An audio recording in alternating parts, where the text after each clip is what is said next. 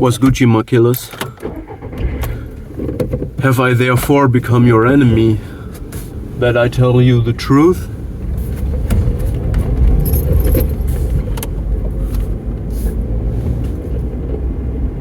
Yes, today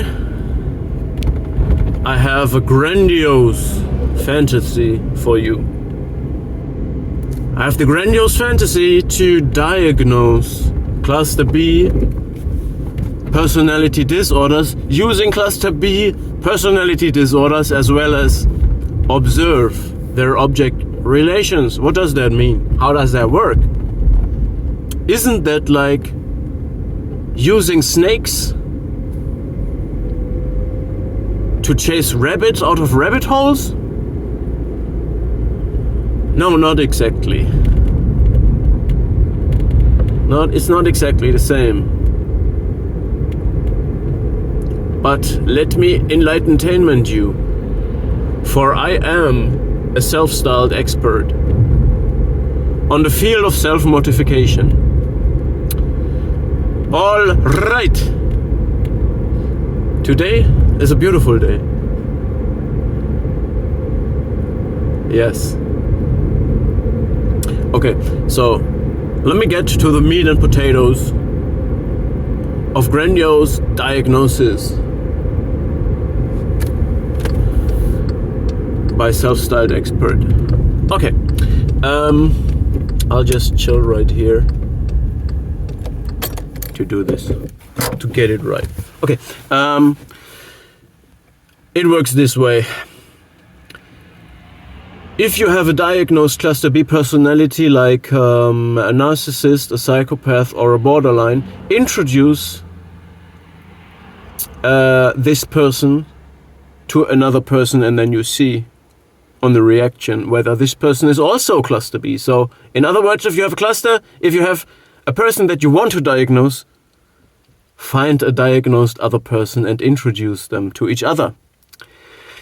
The reaction will tell you a lot. The reaction of both narcissist and borderliner to a psychopath will be that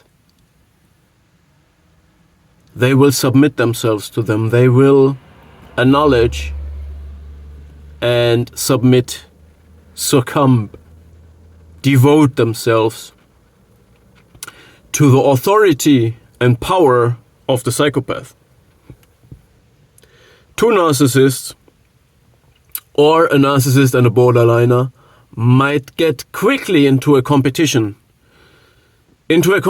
about how great they are, how grandiose they are, about their accomplishments, or a competition about their victimhood, how much they have suffered, how bad their luck was, how much the world is conspiring against them, and therefore they live as parasitic predators now.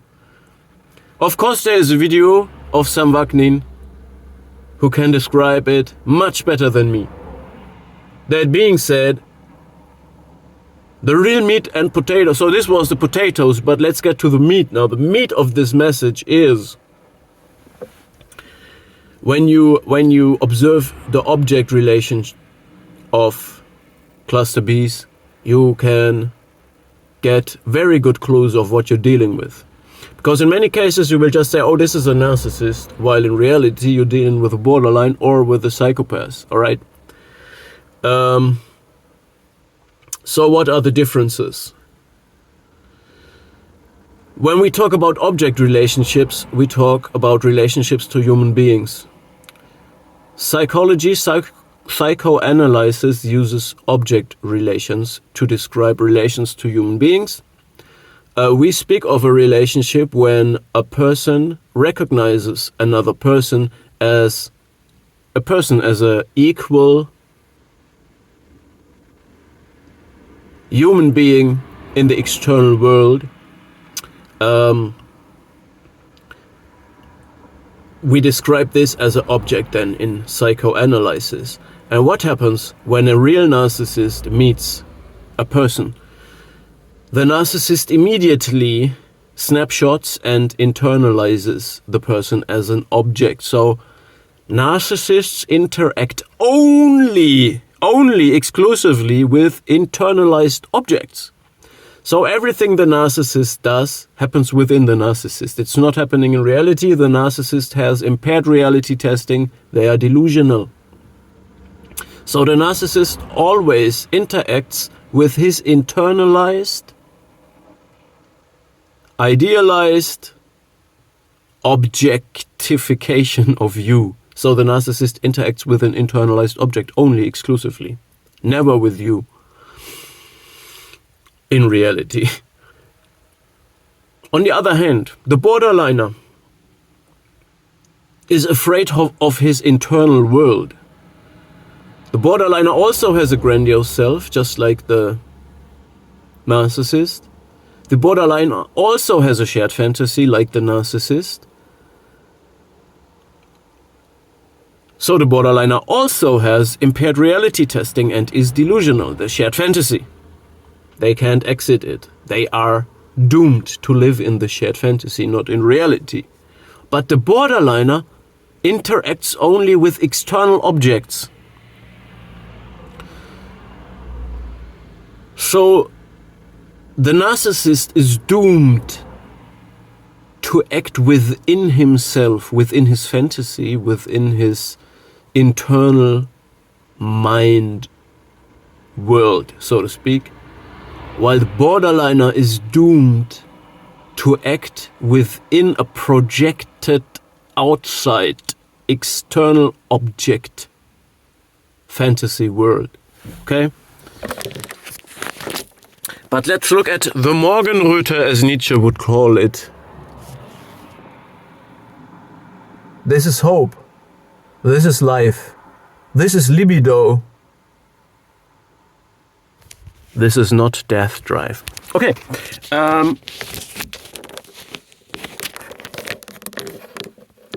What does the psychopath do?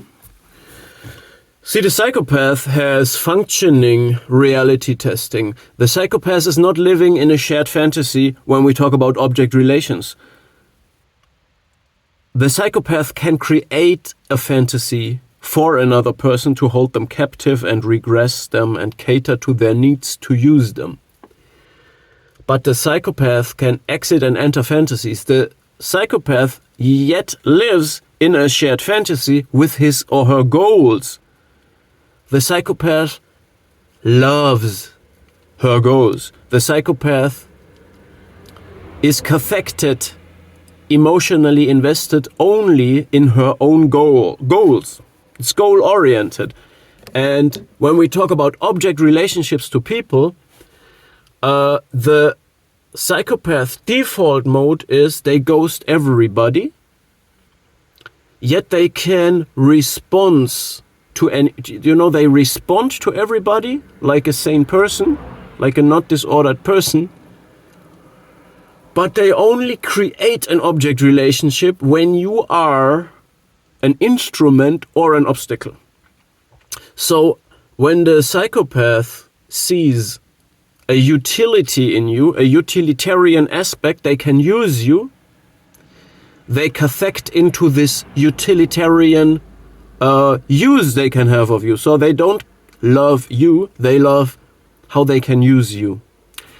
Or they interact with the obstacle that you are. So you need to know the psychopath is in a shared fantasy with her goals. She loves her goals. Okay? It excites her to achieve goals. She loves goals and achievement of it. And therefore, when you're an obstacle in this tunnel vision, the psychopath has to solve this problem and is forced to cathect into you as an obstacle. So if you are so crazy and insane that you don't want to be ghosted by a psychopath, become an instrument or an obstacle or both. So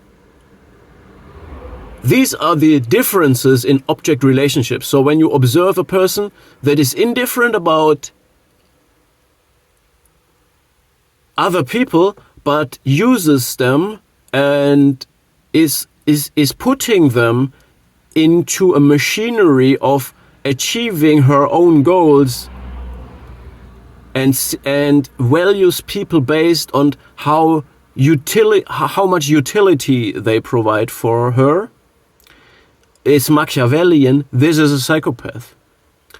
When a person uses you, so this was the psychopath. When a person uses you to regulate their internal turmoil, the person interacts with you as an external object to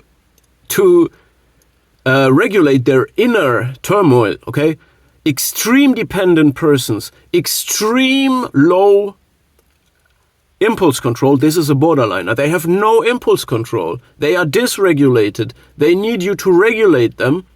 They are extremely devoted, submissive to their partner. They are the perfect codependents. They are completely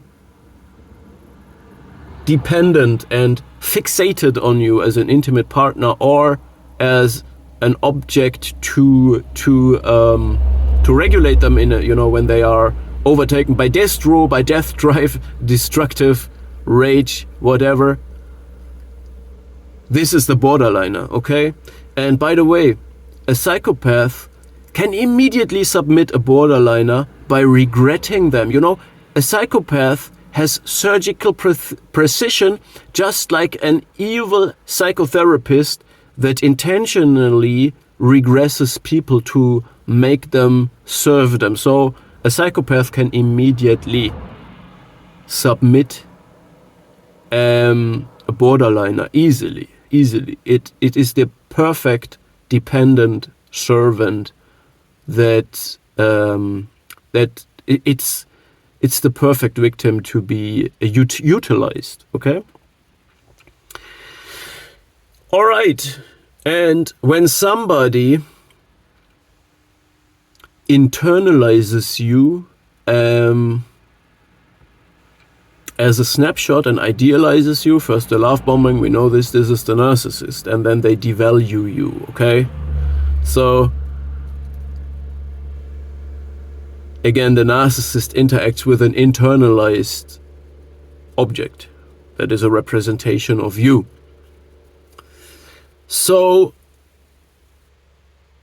the psychopath is messing, however, with your internal world. They gaslight you. Only psychopaths really gaslight, which means what I said, the surgical precision of a therapist. They make you question your internal reality in a very manipulative way.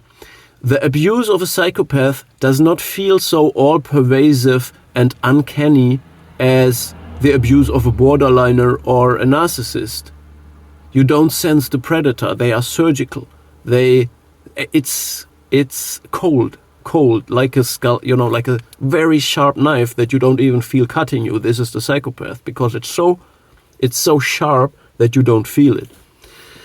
The narcissist and the borderline are more blunt and emanate a stronger feeling of uncanny valley effect. You sense the predatory parasite in them, the insanity, the delusion, because they are delusional. They can go through schizoid,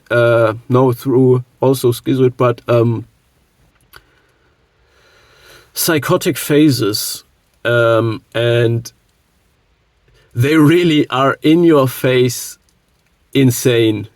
And you might look there might be some deeper meaning. Oh, no, it's not there. They are how they show themselves to you. So it feels more. So again, the psychopath with surgical precision manipulates your inner world. The borderliner manipulates the outer world. He acts out. He's a great actor, a dramatic, tragic, heroic actor. It's a playing clown. They're clowning complete, and therefore make you guess yourself via the external world. The psychopath manipulates your inner world through therapeutic, malignant, evil intervention. the borderliner manipulates the external world through acting to manipulate you. And the narcissist also does the same what the borderliner does, but to manipulate. So the narcissist is complicated. The narcissist acts out like the borderliner, but the narcissist acts within his fantasy, within his internal crazy world. The borderliner acts with the external craziness, so to speak, okay? He is dysregulated. The narcissist acts within his fantasy, and both is aimed. So both is an interaction with the is happening in the external world, but for them it's not the external world. It's hard to understand, and it is aimed to manipulate your body, your perception of your sensual perception. Okay, so therefore the abuse is also very different. The abuse of a psychopath is rather like PTSD, like a veteran that was in a war zone, and the abuse of borderliner or narcissists creates rather CPTSD, and is actually more dangerous for your health. I'm talking about the mental abuse of these 3 personality disorders. I hope I have confused you. I hope you understand less than before. And this might be because I'm a self-styled expert. I'm not some Wagnin. That being said, let's enjoy this day, stay safe, and see you in the next video.